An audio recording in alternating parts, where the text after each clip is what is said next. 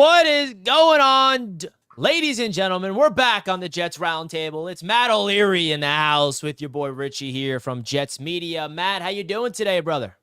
I'm doing great after that joint practice yesterday. I think vibes are pretty high for Jet fans right now. I do a show with the Giants guy on Thursday mornings. I gave him the business. The Jet fans in the chat were giving him the business. It was all in good fun. Shout out Anthony Rivardo and Big Apple Blitz Monday and Thursday mornings. But yeah, it was a little domination from the Jets at joint practice. Things you love to see. Absolutely love to see it. We're going to talk about the Jets and the Giants joint practice. We'll also be talking about Robert Saleh's decision to not play the starters on Saturday in the preseason finale, all the latest stuff about the New York Jets, and of course the AFC East, because this is the Jets Roundtable. And what we like to do here on the Jets Roundtable is not just talk about our New York Jets, but to see what's going on around the AFC East from a Jets perspective. So don't forget to hit the like button and a big-time shout-out to BetUS Sportsbook for powering today's show. That link is in the description of this video, folks. So make sure you guys sign up. 125% sign up bonus on your first 3 deposits. We'll talk about BetUS in just a little bit. I also wanted to let you guys know that we have 2 Roundtable Sports events this season. We got the Roundtable Sports events week 6, Monday Night Football, Jets Bills. We need Jets fans represented, and we're going to Miami as well. All right, we're going to be in Miami. We're trying to get as many Jets fans in the building as possible. And if you guys want to get an idea of what these events are looking like, check this out. Roundtable Sports is throwing 2 huge events this 2024 NFL season. Come join me, Richie from Jets Media, TD Finns Talk, Dan Mitchell, and Patriots Global for an unforgettable game day experience. Week 6, Monday Night Football, Bills vs. Jets at MetLife Stadium. Your ticket comes with an all-inclusive tailgate party hosted by Gotham City Crew, food, drinks, live DJ, and more. Also, come witness the AFC's Roundtable live in-person show from the tailgate. And last but not least, you will get access to the MetLife Stadium's turf for the pregame and witness the national anthem before primetime football kicks off. Our second event this year is going to be in Miami for the first time. Week 14, New York Jets versus the Miami Dolphins. We locked down our own private corner terrace at Hard Rock Stadium, exclusive for our group. Saturday night, join us at Miller's Ale House for an awesome meet and greet. Jake Asman will be a special guest for this event. Email us at afceastroundtable@gmail.com for more information on how to secure your tickets. Let us know if you guys want more info. AFC East Roundtable@gmail.com for more information on how to secure your tickets. We got a super chat coming in. Practice was fire. No starters on game 3, and Daniel Jones is a good quarterback. Sauce Gardner thinks he's a good quarterback, man. That was an all-time clip. That made a couple appearances on the show this morning. There's just what do you expect him to say, man? I loved him backtracking on Twitter too, and it was like, I said he was good. I just got distracted. It's like, Sauce, you're just one of a kind, my friend. Yeah, they really put him in a tough pickle there with that question. So if you guys missed what Sauce had to say, he was asked how good Daniel Jones is, or his thoughts of a Daniel Jones at quarterback. Big shout out to Boba Jet for this $5 super chat, by the way. Everybody in the chat, give our boy Boba Jet some dono hype. Dono hype in the chat for Boba Jet. Now, if you missed what Sauce Gardner had to say, here's what he said when they asked him his thoughts of Giants quarterback Daniel Jones. What was your opinion or takeaway on Daniel Jones? He's a good quarterback. You feel me? I thought I was about to pick him off today. I had a little cloud rep. You know, he had looked at the last minute to try to throw the check down to Wandale. You know, I thought I had to pick, but he kept it. I mean,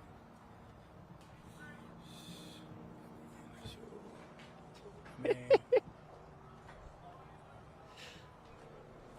competitive periods, it was very competitive, man. I mean, Sauce is looking for, he's just trying to be nice, Matt. He's trying his hardest to be nice. What are your thoughts? Yeah, he was going through it up there. Someone needed to bail him out. He was looking for a way out. There was no way out of that one. That's tough. I don't know what else to say. I feel like Sauce. I don't know what else to say. Yeah, right. Tough. It's like a Sauce is respectful. He's not going to go out there and tell the truth, so he's just trying to be nice. And it was hard for him to tell lies out there. But this is why we love you, Sauce. And speaking of Sauce Gardner, Matt, I want to get your thoughts. We saw AJ Terrell get extended this morning from the Atlanta Falcons, a young, promising cornerback, which obviously is not even the same stratosphere of Sauce Gardner.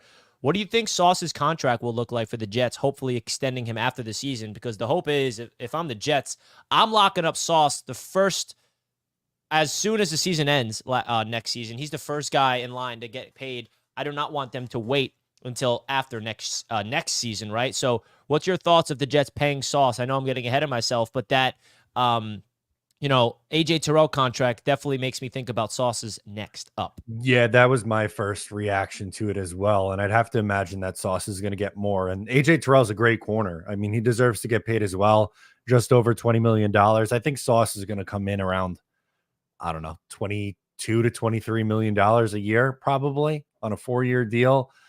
Maybe he gets $100 million, 4 for 25, right at 100. The guaranteed money is obviously what's important in those, but man, I think he's going to be right around probably $23 million, and well-deserved because he's by far the best corner in the sport. Yeah, and if he can just replicate what he's done the last 2 years, or even get better, watch out. I mean, I don't know if you watched One Jets Drive this week, but they featured the Jets defense. They featured Sauce, and he is on another level this year in terms of preparation. He's turning into a leader. He is also not content of what he's done in the past. He's trying to build on it. So Jets fans expect another version of Sauce Gardner this year. I cannot wait to see what he does. Folks, don't forget to hit the like button. We're live on the Jets Roundtable. Matt O'Leary and myself is here live, talking to you guys all things New York Jets. We're going to get into some AFC East talk as well. Let's get into the chat and see what you guys have to say. So the AFC East Roundtable was live last night, and I was a little late. I had something else going on in my personal life, so I was not there for the first hour. In the first hour, there was talking so much nonsense about the Jets because I wasn't there to check them. I mean, Matt, apparently that we're talking about the biggest weaknesses of this Jets team. Colby from Patriots Global, his weakness for the Jets is offensive line. And I'm like, okay. The one thing that Jets fans is hard on with our position group is offensive line. Every year, Jets fans complain how trash it is. I feel like this is the first season, Matt, where every Jets fan's on the same wavelength, like, oh my God, I think we actually figured it out. Now, we have to see it on the football field, but doesn't this offensive line feel like a strength for this season coming up, and why you feel like the Jets actually have a chance to figure things out offensively? Yeah, I wouldn't include offensive line on that list of concerns for the Jets. I get like they're relying on 2 older players in Tyron Smith and Morgan Moses at tackle. But if they didn't have Olu Fashanu waiting in the wings, like maybe I'd believe that. But they traded for a quality starter in Morgan Moses. They signed Tyron Smith and John Simpson in free agency, and then they used their first-round pick on an offensive lineman. So I don't really look at it as a big concern. If you want to have your concerns on depth, maybe on the interior, but like that feels really nitpicky. I'm not saying they're like a top 3 in the sport, but I think they could be close to a top 10 unit if they all stay healthy, and health is obviously a big concern, but offensive line would not be my biggest concern for the Jets going into the season.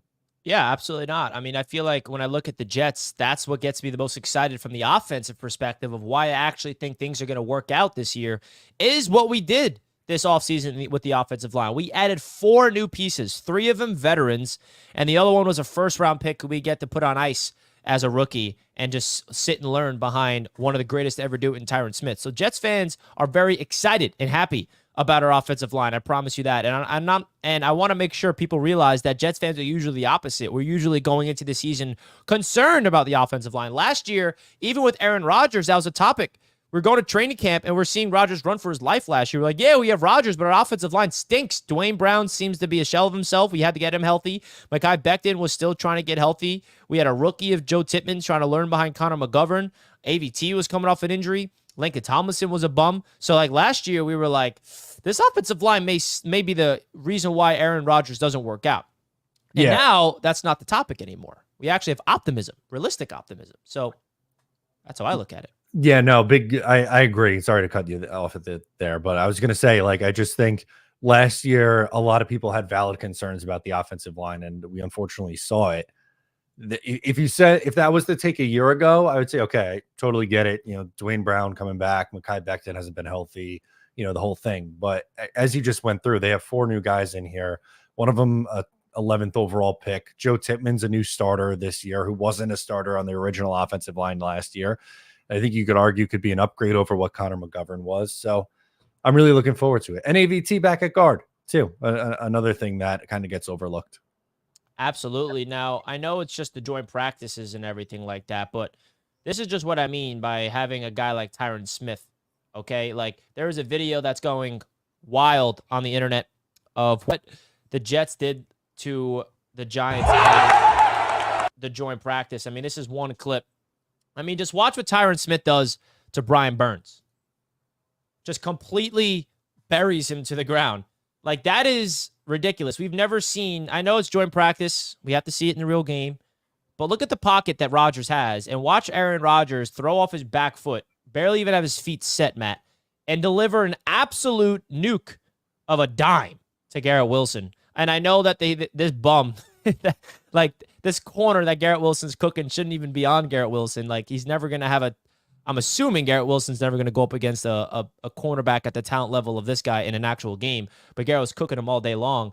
I mean, tell me that this is not what Jets fans should expect mostly this season, if just Rodgers throwing the ball blindly up to Garrett Wilson. Yeah, we're going to see a lot of that this year. And I know you were kind of prefacing it by saying like it's a joint practice and all that, but Brian Burns is a legitimate pass rusher. The Giants traded for him. They paid him. He's a great, great player. And Tyron Smith, as you said, he made him look like a UDFA. If that was a rep, that's ridiculous. If that was a rep against some guy who's like really fighting to be the 53rd guy on the roster, then I think you just saying like, hey, it's joint practice. That's a cool play, but let's not put too much into it. I would agree with you on that. But Brian Burns is a damn good football player. That's a hell of a rep from Tyron Smith, who when on the field still very much so has it. Unbelievable stuff, man. It's just, Matt, I'm trying not to get ahead of myself, but like Garrett Wilson is dominating every single time he goes up against anybody else besides the Jets secondary. Garrett, we talked about it last week about Garrett Wilson, but like I'm convinced, bro. Even our boy Connor Rogers, who is with NBC Sports, he said in his words, who's obviously a Jets fan, that he thinks that Garrett Wilson has a chance to be a CeeDee Lamb this season. And what his point was, CeeDee Lamb was the entire pass attack offense for Dallas last year. There was nobody else that really took over that pass attack. It was Dak Prescott throwing the ball to CeeDee Lamb pretty much every single time. He was the pass attack offense. To put things in perspective, Matt, CeeDee Lamb had 135 catches last year, 1,749 yards, and 12 touchdowns. Is that possible for Garrett Wilson, those numbers? Because that's what Connor Rogers is trying to say. Connor's a very smart man, a smarter man than I. So I feel like I got to buy into it and believe it. My brain just can't comprehend those kind of numbers because like for the Jets, we have to watch wide receivers like scratch and claw their way to barely get over 1,000 yards. Like 1,700 just seems like an absurd number. Brandon Marshall was a little over 1,500, right? In 2015, and like 14 tutties. Yeah, that was probably the best, not probably, that was the best wide receiver season I've ever seen on the Jets. And to think that maybe Garrett surpasses that this year is, I mean, he has the talent to do it. I'm not denying that he has the talent. Like, it's just my brain can't comprehend the Jet doing that. Luke says, as a Bills fan, Garrett Wilson is my favorite receiver in the NFL. I was hoping the Bills would have gotten him in the draft. Respect to you, Luke. I mean, how can you not like Garrett Wilson? He is just a great human being, great character, and this is the season where he's going to go crazy. And it's cool because you have Jermaine Johnson going on Twitter, hyping him up. Braylon Allen is out there. Like, this is the best player I've ever witnessed in my entire life. Like, I've never been this confident in one individual player on the New York Jets to break out to be one of the league's best. And that's not even mentioning Breece Hall. That's why Jets fans are really that excited about this team, because Garrett Wilson, now that he's in his number 5 jersey, G5 is about to get unlocked. And I cannot wait to watch it happen. I have the 4th pick in my fantasy league, and I'm considering drafting him just because I'm willing to die on the hill, Matt. I know it's way over drafting him. He's projected to go 12 or 13, and I know my friends are going to clown me for doing it. But I'm willing to do it because that's how high I am. I'm willing to sink, or whatever the analogy is, with Garrett Wilson. So would you take Would you take him over Breece Hall this year? Like, let's say you have the 4th pick and both guys are available. Are you taking Breece or are you taking Garrett Wilson? So I think Breece may actually go ahead of him. Probably. Breece is projected number higher, but hear me out, Matt. I'm in a second league, so I'm in 2 leagues. My college friends, my high school friends. The keeper league I have with my college friends, guess who I drafted in the 4th round? Mr. Breece Hall. I'm keeping him with my 4th round pick. So I already have Breece in one league, which is why my other league, I want Garrett. So, like, and I know I'm not going to get him in the 2nd round.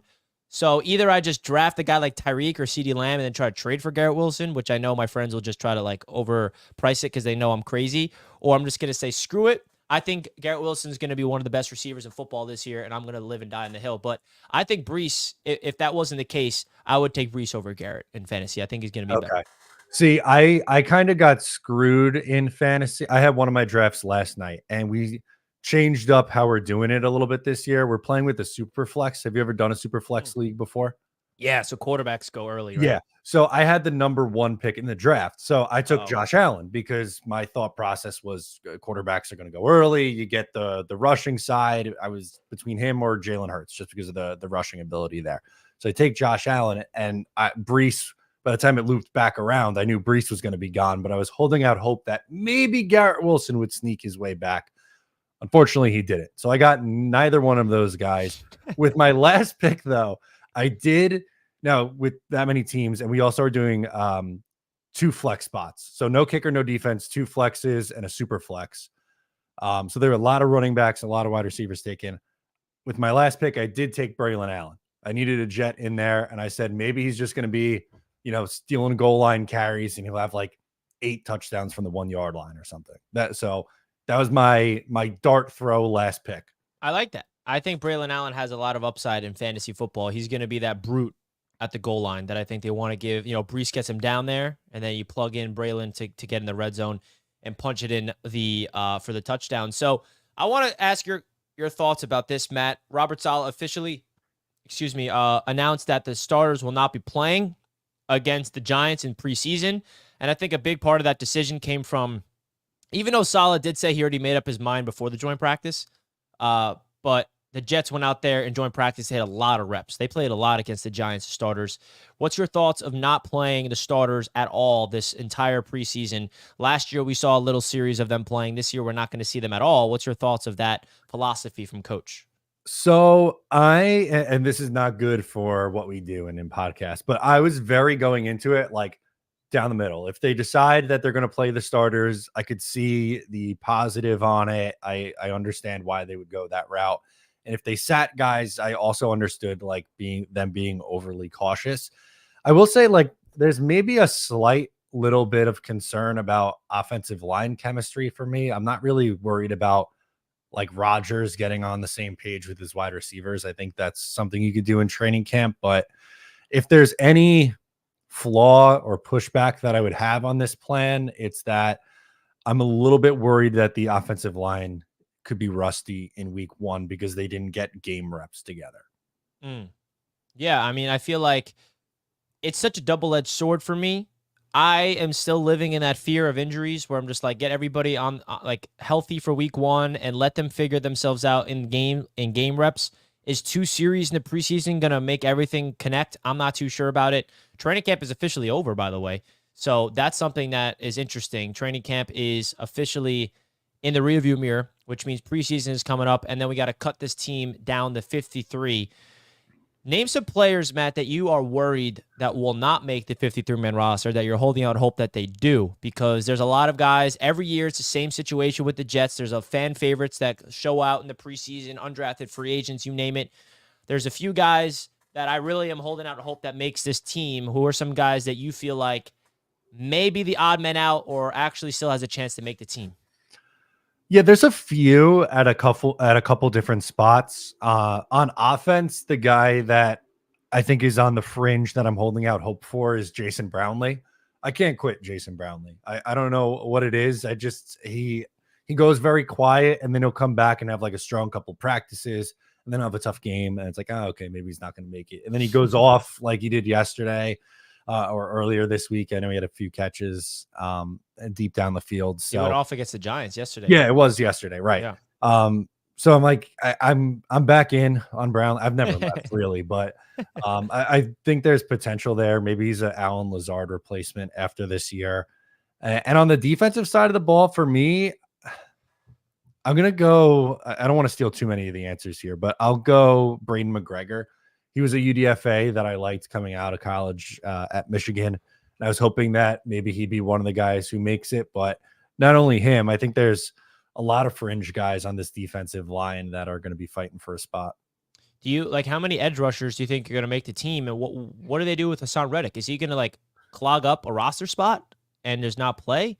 Like, how does that work? Like, do they put him on like a list to like open up another spot? Like, what do they do? That was my question, or that's what I was going to say. Is like, what is Reddick a part of that? I think the answer is 6. For edges in particular. I hope Reddick is going to be a part of that. So the 6 edges, if McGregor makes the roster, you got Jermaine Johnson, Will McDonald. You throw Clemens in at the edge, Tack McKinley, and then who are the other 2? McGregor and Reddick. Yeah. Interesting. And a guy on the defensive line I'm holding out hope is Leonard Taylor. Yeah, that's another one. But that's a tough one for him because you have 4 defensive tackles that usually make the team. You got Quinnen Williams, you got Solomon Thomas, who are obviously locks, and Javon Kinlaw, who are the 3 locks. Lakey Fatu is injured. It seems like the Jets brought him in. He's a veteran. Is there a path for Leonard Taylor to make the team? There's even like guys like Bruce Hector that seems to be ahead of him. There's guys like Holmes that seems to be ahead of him in the preseason. Like, I don't know if Leonard Taylor is going to make this team, and that makes me so sad because I feel like there's something there that the Jets found in undrafted free agency that they cannot just get rid of. I feel like he's going to get waived and get claimed by somebody immediately. Yeah, that's one I'm worried about losing. I think someone would claim him. I mean, look at the crosstown rival Giants. They need help on the interior of their defensive line. It wouldn't shock me at all. They did it with Jason Pinnock a year or 2 ago. It wouldn't surprise me if that happened with Taylor. He is really on the fence. I want him to make the team, but I just have a really hard time finding that spot for him. It's so easy to say, oh yeah, like this player has to make the roster. And then you start doing the math and there's like 60 guys that are like have to make the roster. And you're like, shit, now I'm 7 guys over here. What do I do? Yeah, that's a tough decision. Every year it's the same thing. When it comes to the corners, the JBC getting hurt doesn't help, but how many corners do they keep? Because, you got the starting trio, and then behind them, you got Stiggers, JBC, and Eccles. Do all of them make it, or is there an odd man out? I think they all make it. Because there's special teams prowess, too. Yeah, special teams plays a factor in it. Both Stiggers and Eccles becoming bigger parts on special teams, I think, helps them. I'm wondering, like, are they going to try to find a way to fit 7 so Cotterington makes the team as a special teamer? Because that's another one who's been great on the return game, and I'd love to keep him for his special teams ability. But then if you carry 7 corners, what are you doing at some of these other positions? Exactly. And linebacker, are they keeping all 5? Do they cut Chaz Surratt, one of Chaz Surratt and Barnes, to keep it 4? I'm going to say 4. I think Barnes is the 4th. I think he's had a really good camp. Saleh, we know, loves Chaz Surratt. He talked him up on Hard Knocks a lot last year. And they still cut him. Yeah. Last year. Yeah. I don't think he makes it. He also gets banged up a lot too. So I think that's something that's going to, they'll hold against him. And Barnes was a draft pick last year. So I think he has a little bit of a leg up. Yeah. It's going to be very interesting to see who makes this team for the New York Jets. A lot of things to look out for that. Now, when it comes to the teams within our own division, okay, I want to get your thoughts of the weaknesses of these teams. We talked about the weaknesses last night on all the teams across the division. And sign off in the comments, folks, what parts of the Dolphins, Bills, and Patriots do you think is going to be their biggest kryptonite this season? When it's starting off with the Dolphins, is there some part of that Dolphins team that you feel like is a big weakness that Dolphins fans are not even aware of, or they're just completely just being delusional about? Or what part of the Dolphins do you feel like could be their Achilles heel this season to not get them over the hump?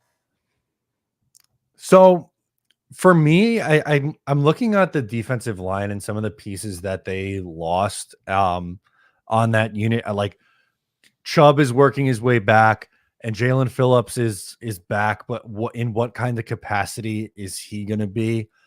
So I'm looking on the defensive side of the ball first. They did bring in Calais Campbell, who's a player that I liked a lot and was hoping maybe the Jets would try to add. I think that's going to play a factor for me, more on the inside of the defensive line than like on the edge. But they're a really good roster when you look at it from top to bottom. They have a lot of talent, especially on the offensive side of the ball. So it was tough for me to find something offensively. But if I was to nitpick, I would say the interior of their defensive line. Interior defensive line. What do you mean, bro? They got what's his name? Calais Campbell. Yeah, that's one guy, but their nose tackle is Benito Jones. And I don't know about I don't really know a ton about Benito Jones. What about the Buffalo Bills? I think the obvious one is wide receivers, right? For the Bills. Yeah, I can't really give you another answer besides that. Maybe, I mean, they did lose both safeties. Their secondary, I think, got a little bit weaker, but to me, that stands out the most is that wide receiver room. They're asking a lot of Keon Coleman as a second-round rookie. And then the Patriots, where do you start? Yeah, it's tough top to bottom. I don't know if I could pinpoint just one, but I would just say like eventually they're going to turn it to Drake May. I would imagine that their starter is going to be Jacoby Brissett out of the gate, but he's not going to start all 17 games. But for Drake May, like there's not a ton around him in that offense to make life easy on him. So that would be my biggest concern if I'm a Pats fan, is if they've done enough around Drake May to make him successful. I agree. I also want to get your thoughts and the chat's thoughts of these odds brought to you by BetUS Sportsbook, the official sportsbook sponsor of the AFC East Roundtable and Roundtable Sports Network. You guys can receive a 125% sign-up bonus on your first 3 deposits up to $2,000. The number 1 online sportsbook in the world. Make sure you guys take advantage of that promo and please bet responsibly. So you have these prop bets on BetUS. The passing touchdown lines are out. Now, it's interesting that Tua has less passing touchdowns than Aaron Rodgers, 1 less. So I want you to give me your over-under on these 3, Matt. Yeah, is it too chalk to take the over on all 3? I feel like I did the same. Okay, I was going to say, I feel like that's very chalk, but I like the lines here. I think Tua is right around 30. He was at, 29 the last year? So I think he's in the high 20s. I think 25 is a little low for him. Rodgers, I think, is high 20s, low 30s also. And 27.5 for Josh Allen. I know he had a little bit of a down year in passing touchdowns. What did he finish it? And a down year in passing touchdowns for him was 29. The 3 years prior were 35, 36, and 37. So I think he clears 27.5. That's why there's a little bit more vig on that at minus 125. But I like the over for all 3 of them, honestly. So you like the over for Rodgers. How do you feel about this prop bet? Rodgers, 30-plus touchdowns. Those odds are at plus 160. So do you think he has a chance to get 30-plus touchdowns? I do. I don't think, I'm not going to say that it's a lock because I think there's a world where, if he finished with 28 touchdowns this year, I wouldn't be all that surprised. Also, what if he misses a couple games too is something that I'm worried about. I don't think he's going to, get hurt and miss the entire season. But if he plays 15 games, is he going to hit 30-plus touchdowns in 15 games? And you have to factor in Breece Hall's usage. I think they're going to be a run-first team. So it actually wouldn't shock me if he doesn't hit 30, if he comes in under that. But I still feel comfortable going with the over at 26.5. I think 27 to 30 is probably the number. So if he gets it, it's gonna be really tight.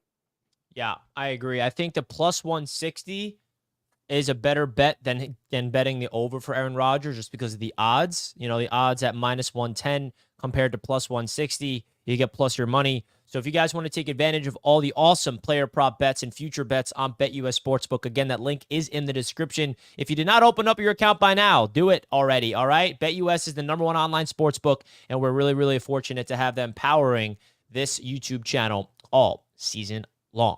Now, let's get into some expectations for this upcoming season. I also would love to open this up to a Q&A because I would love for Jets fans to come on in and ask Matt and I any questions that you guys may have. So we will be opening up a call-in segment right now, a hotline. So if you guys want to come through, that link is now pinned at the top of the chat. Feel free to join Matt O'Leary and myself and ask any questions you may have. We also have 48 likes, guys. Let's get this to over 100 likes. If you are tuning into the show to not hit the like button, it would mean a lot if you can do that. And also, don't forget to subscribe to my boy Matt O'Leary's YouTube channel if you're not already. We do appreciate each and every single one of you guys. As always, the link is pinned at the top of the chat right now. So come on in and join the show for anybody that wants to talk some ball with Matt and myself. So let's just do a little preview of this upcoming Week 3 preseason game. Now, the starters aren't playing, but is there anything that you're holding out for hope for? Like, what are you looking out for this week? We already mentioned the guys that we're looking to try to start or try to make the roster, rather. Are we excited for the Adrian Martinez show again, which was a disappointment in week number 2? Is Braylon Allen going to be exciting? Olu may be out in this game with a strained elbow. So what's your thoughts of this upcoming game against the Giants without the starters? Honestly, I think this is going to be closer to the preseason week 2 game that we saw against Carolina than Washington. Like the Washington game, that's everything you want in a preseason game. You saw Malachi Corley and Olu and all the draft picks, and they played well, and both quarterbacks were fun. But the next week, it was just ugly, boring preseason field goal fest football.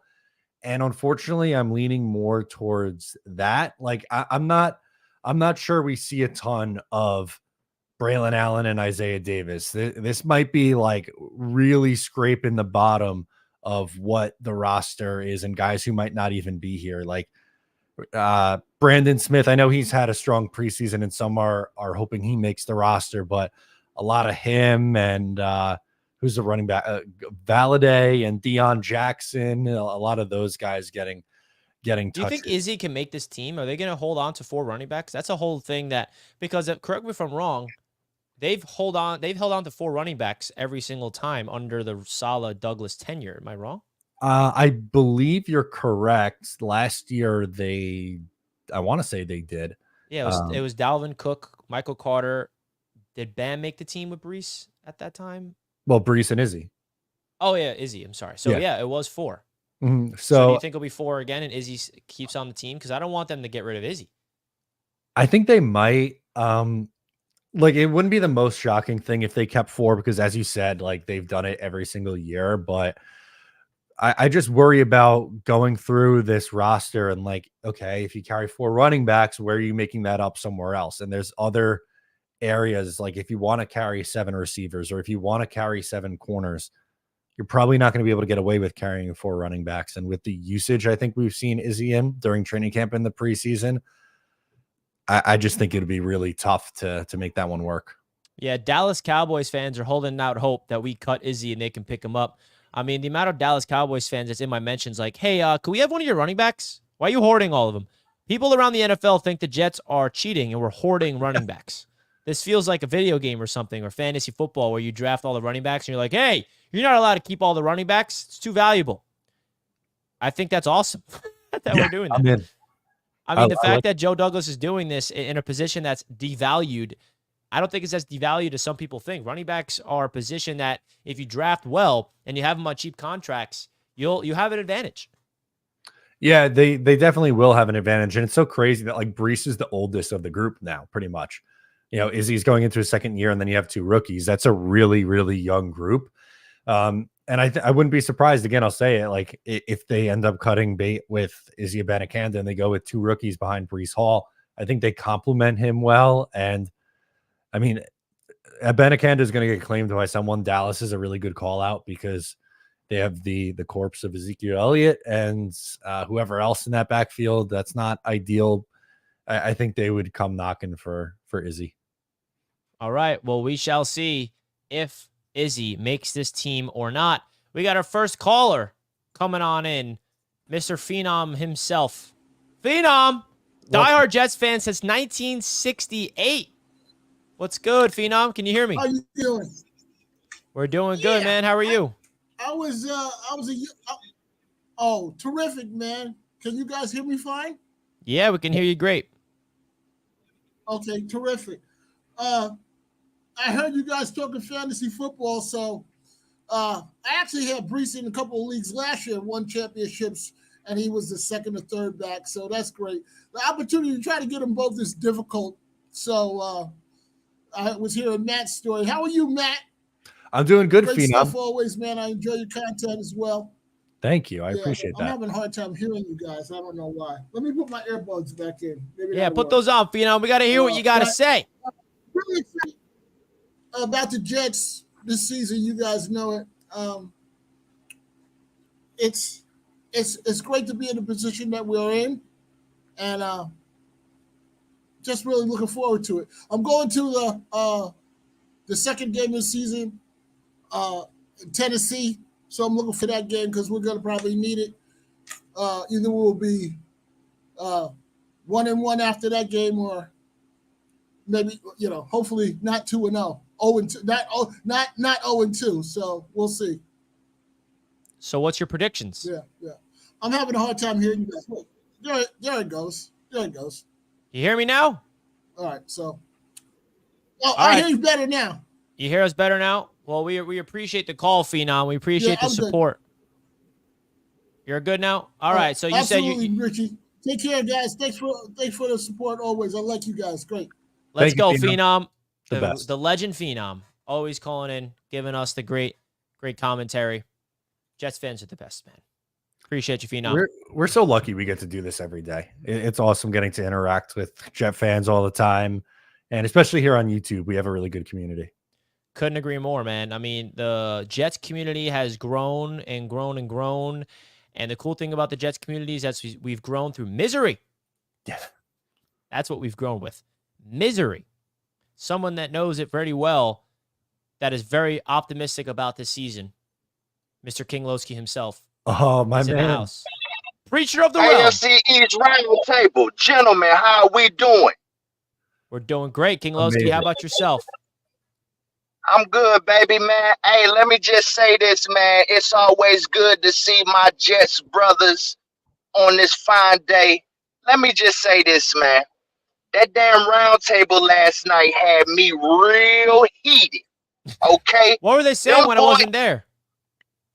Hey, Richie, I never want to hear TD and Mitchell and Kobe talk to Jets. Okay, I never want to hear them boys talk Jets. All right, because at the end of the day, them boys real biased, and they ran from me last night. Okay, because they knew, oh, Richie not here, so we could just bash on the Jets. Let me tell you something. You could try to bash on the Jets all you want to.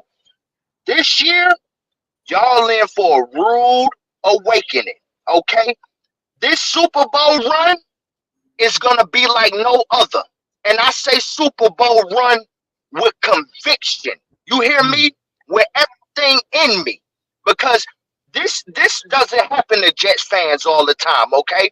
This type of stuff, this type of team, this type of attitude, this type of confidence doesn't happen to the Jets every year, okay?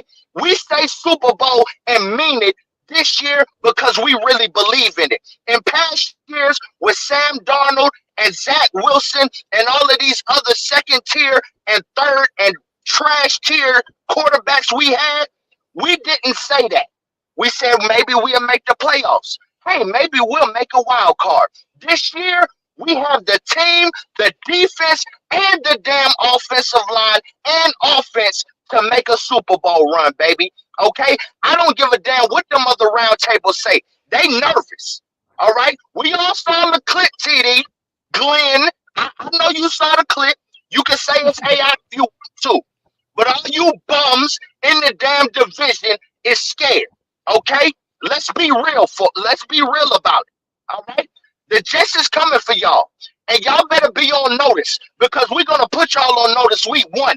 Jesse, I'll be looking for you, boy. I'll be looking for you. Jesse. Let's go, King Lowski. Love Appreciate you, brother. Bringing that energy, as always.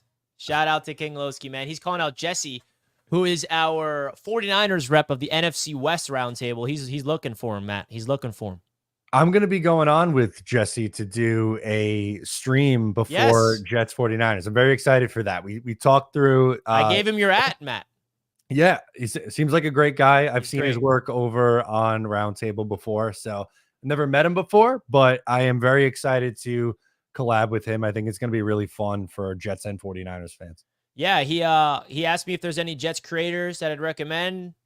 Matt O'Leary was the first one I thought of. Perfect. Sent him your information, so I'm glad it worked out. Now, TD Finstock, the clip that King Lowski was referring to, I don't know if you've seen it, Matt. No, let's see. It's processing right now, so I gotta let it load a little bit. Come on, StreamYard, load the clip. We gotta play it because this is something that TD Finstock likes to go on his show, Matt. So when he's live on TD Finstock, he gives you how he feels. Okay. And then he comes on the round table. He just can't admit of the reality of how he feels about the Jets. That's the big difference of what TD Finstock does. So we're going to have to play this clip after it processes. But shout out to King Lowski, and then we're going to get into some other callers that's waiting behind stage. We appreciate you guys big time for tuning in. And here it is. And this is edited by Gator, so you can only imagine what's going to look like. Oh, boy. Okay. Dolphin fans, oh, you tripping. Breece Hall, right now, the best running and catching back outside of Christian McCaffrey in the league. The depth of the Jets O-line might be better than our whole O-line unit. Like, real talk. I'm sorry. It is what it is. I think we're going to sweep Buffalo this year. Maybe, and I sure hope so. But don't sweep Buffalo and replace it with getting swept by the Jets.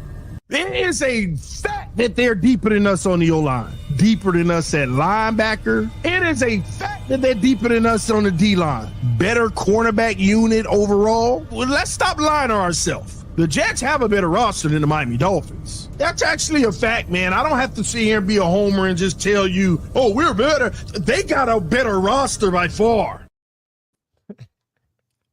Gator's one of one. Just truly, truly fantastic. And TD, what's going on? We stirring the pot on Roundtable, but talking the truth on his own channel. Is this the deal? Hypocrisy. I call him out all the time. I'm like, you got to make up your mind. Which one is it? Because when we're talking, TD and I on a show, he says one thing, and then I have this going live on his channel. I'm like, we got to figure it out. We got to figure out what's the truth. So that's the truth. That's what the reality is. You lie on yourself, you lie whoever. Jetted Out says, Richie, you got to rewatch it. They got nasty. Yeah, I didn't rewatch it last night. I guess I got to because I wasn't there for the first hour, and they were talking about biggest weaknesses. And when it came to the Jets, apparently they got nasty. And they don't get nasty unless I was there because they knew I'd check them all. So I got to rewatch it to definitely go check it out. Jetted Out, appreciate the $2 super chat. Big time shout out to you. Barney with the $2. Other fans are talking more because they scared. Ooh, they are. They are scared. True. You start to get a little mouthy when you're a little bit nervous. Come on now. This is what it's all about. And if people weren't scared about the Jets, they wouldn't be talking about us, but they are. And it's all about it. That's what it's all about. So appreciate Barney, appreciate all the super chats coming in. R&R says, what an enjoyable season on the roundtable will be with Richie owning those guys. Man, I sure hope so, man. It's been a long time coming. I've been suffering on that roundtable for 4 years, by the way. 4. Yeah, I don't know how you do it every week. Well, you know what? No suffering this year, as R&R says. It'll be gloating. At least that'd be nice for a change. I don't even know what it's like to cover a team that wins football games. You and me both, Matt. We both have been. I mean, what year did you start covering? 2018 or 19. Yeah, mine. Yeah, I think you were a year ahead of me because mine was 2019 season with Gase. Yeah. So yours was 2018 probably. Yeah, so, I think so. So it's losing after losing after losing. We don't know what it's like to cover a team that wins. We had Gunny backstage to come on for a call-in, but he disappeared. Where'd he go? Gunny. Oh, my guy. I was excited to have him on. But he maybe had to go somewhere else, which is all good. Hopefully he comes on again. So Richie, you doing Jets ones weekly or sporadic?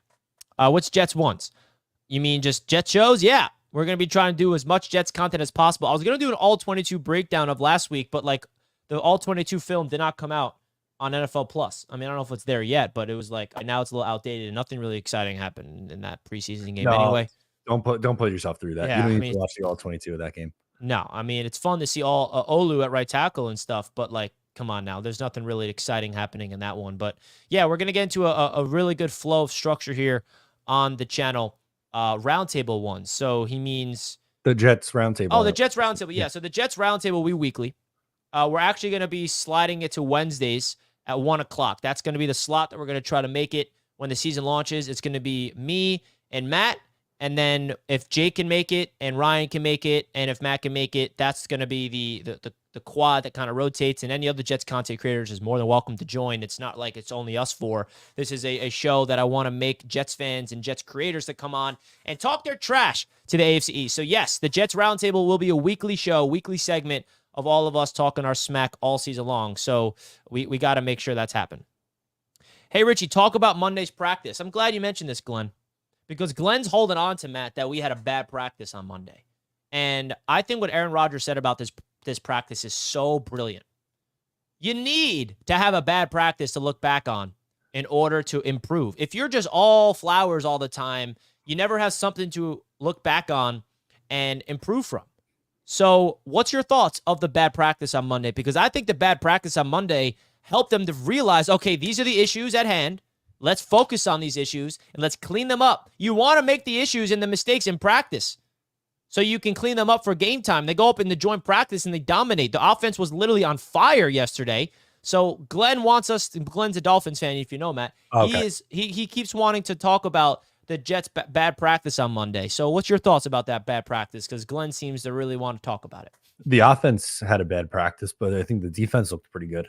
And Robert Saleh mentioned it. The offense is going up against a top 5 defense in every single one of these practices. And you're right. It wasn't good. There's probably, and that was probably the worst one, but during training camp, there's probably 3 or so practices that weren't the best, but that's going to happen with teams, man. It's not going to be the offense winning every single week. That wouldn't be, if the offense won every single practice, that would be a little bit of a red flag for me. And if the defense won every single practice, which, I mean, we've watched a lot of bad quarterback play over the years, that there's been years where it was the defense dominating and the offense couldn't do anything. I mean, 2020 jumps out. There was a time where the first string offense was going up against the second string defense, and the second string defense was beating up on the first string offense. That was the first red flag from that year.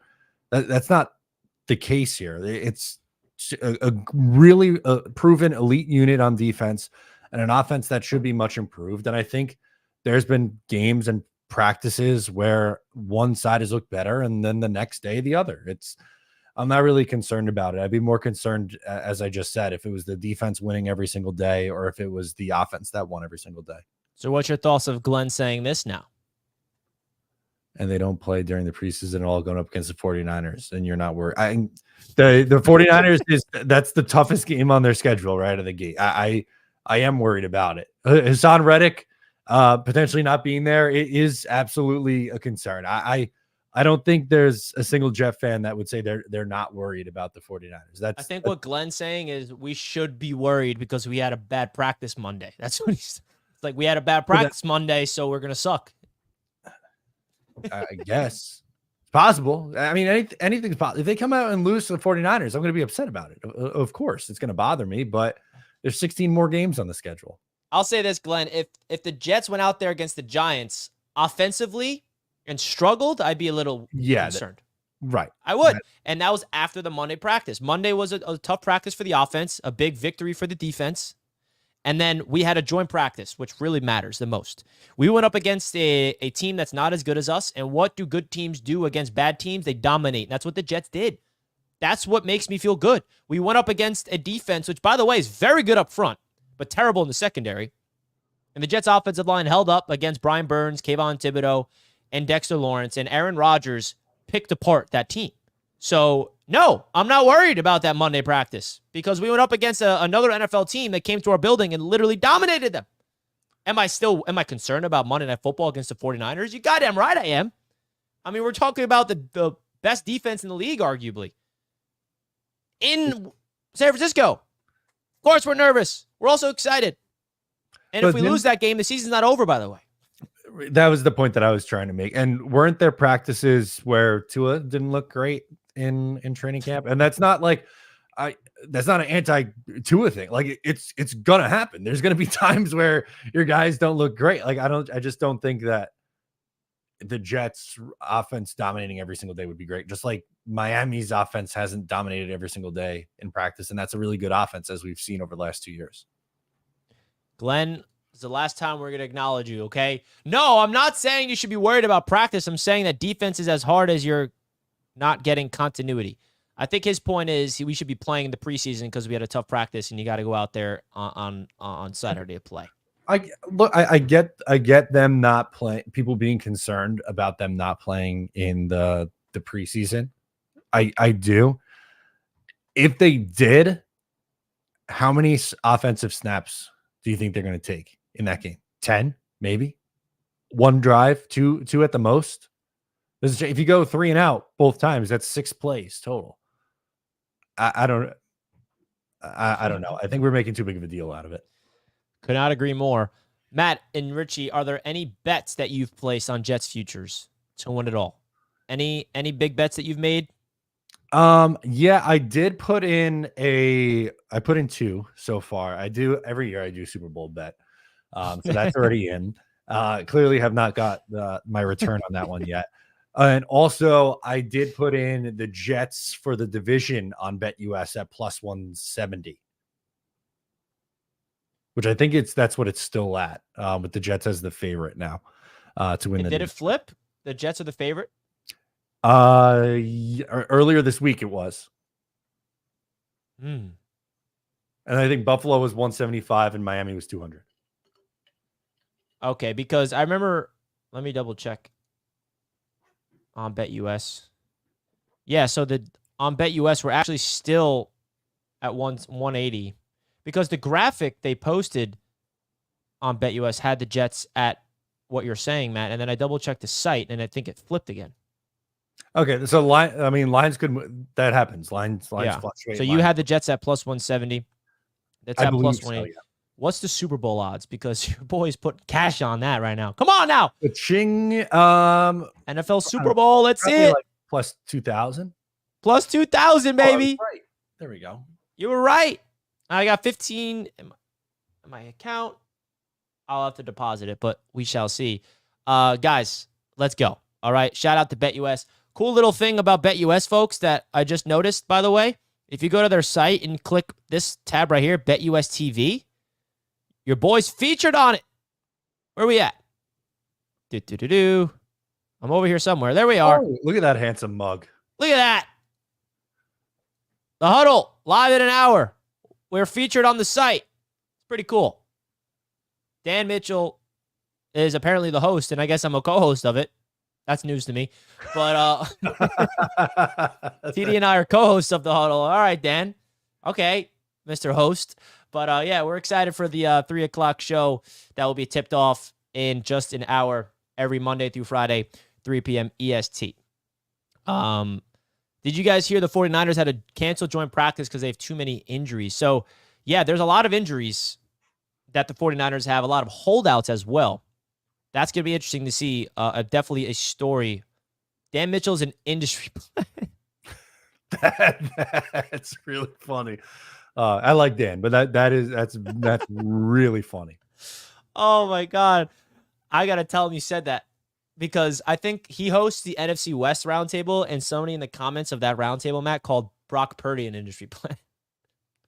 Brock Purdy as an industry the industry plant line gets me. That is good. Brock Purdy as an industry plant makes it, and Dan Mitchell, both of them make sense. I'm going to screenshot this right here on the screen and sending it right to Matt. Right to Dan, because that is hilarious.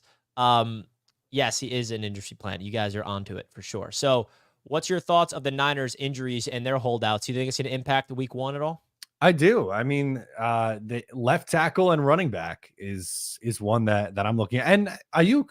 How can we not talk about Ayuk? That's 3 guys who are a very important part of this team and that offense. And they're still good. They're still going to be favored in the game, even if all 3 of those guys aren't playing. But Jets have to figure out Hassan Reddick first, too, because they have someone missing who's about as equally as important to the Jets as those guys are to the 49ers. So, yeah, neither one of these teams are at full 100%, it looks like. I think that it's going to be one of those, like, when I saw the Jets versus the Niners in week 1, I was actually happy. I didn't like it Monday night, but okay. I like having it the hardest battles immediately. Like, I like the first, because I feel like the best teams in the league are at their most vulnerable week 1. Like, the Lions beat the Chiefs last year week 1. I mean, the Lions ended up having a good season, obviously, but, you know, the best teams I feel like are at their most vulnerable in week 1. So let's see if the Jets can figure that out. So I just texted the screenshot to my group chat with Dan and TD, and Dan said, I'm an industry play? Yes, you are, Dan. Sorry, they're on to you. They are on to you. That is freaking hilarious, okay? That is absolutely hilarious. So, folks, we're going to be wrapping up the show here. Jets Roundtable live every single week. We're really excited for Matt O'Leary and myself to be the main guys on here, and then we'll have Jake and Ryan and anybody else who wants to pull up, come on through whenever they are free. Matt, anything else you want to let the people know about what you got cooked up on content-wise on your end? Yeah, I'll be streaming with Jeremy Jets Chaos at 3 o'clock on Talking Jets. Also got to do a video at some point later today recapping training camp, but it's a busy time. I'm excited for the page to turn from training camp and preseason to the regular season. But yeah, I'll be covering Jets every single day over on the channel. Everybody go check out Matt O'Leary's YouTube channel, the Talking Jets group, the Talking Jets YouTube channel as well. The link is in the description, folks, to go check those out. Abe says, damn, Colby's not in the group chat. No, we have another group chat, Abe, for the AFC East roundtable. For like the roundtable sports group chat, it's us 3. I don't know if that makes sense, Abe. Don't worry, Colby's included. Colby's a big part of what Roundtable Sports is doing, and he's hosting the NFC South. He's hosting the AFC West, and he's doing a phenomenal job. So shout out to Colby from Patriots Global, and shout out to Z-Bot, who's also hosting the AFC North roundtable. He's hosting the NFC East roundtable tonight, and he's going to be taking over Dan Mitchell for the NFC West. So we got a lot of people on board, and we're excited for it. So I will see you guys in an hour on The Huddle. You guys can check out Matt O'Leary in an hour on Talking Jets. I'll see you guys soon. Hit the like button on your way out. Another big-time shout-out to BetUS Sportsbook for being the proud sportsbook sponsor of this channel. Link in the description to sign up today, folks. We'll see you guys next week. Peace out, folks.